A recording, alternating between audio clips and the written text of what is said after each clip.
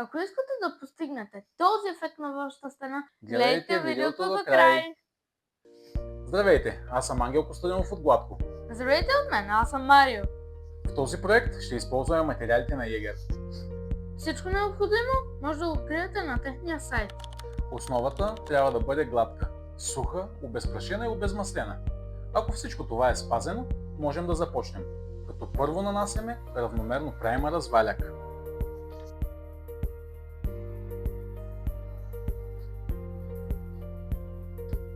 Тата и минаха 4 часа, мисля, че е изсъхнало. Да, изсъхнало е и вече можем да започнем с полагането на мазилката. Важно е предварително да сме решили как ще изглежда ефектът и да сме разграфили и мащабирали работната площ. Ние решихме да имаме две основни зони с патина. Отбелязали сме с молив да се стича надолу, втората зона е тук, пак се стича с преливка надолу, а в останалата част ще бъде ефект ръжда. Нанасяме мазилката с маламашка и коралова гъба.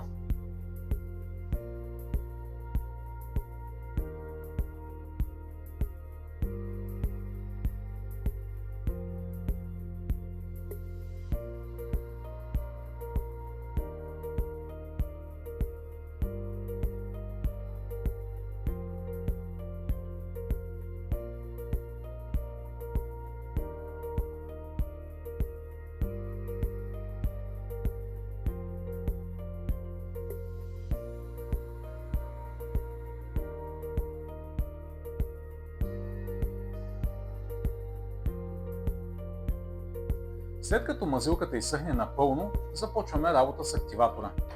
Ефектът започва да се появява постепенно, от 2 до 6 часа. Като при нужда, активаторът може да се нанесе отново до постигане на желаният резултат.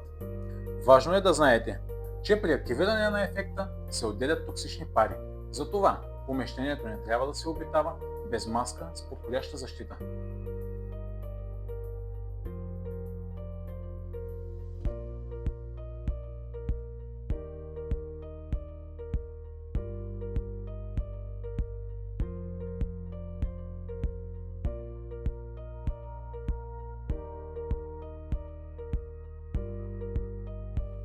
След минимум 24 часа е препоръчително да защитим повърхността с протектора, който ще спре активатора и ще защити ефекта от външната среда.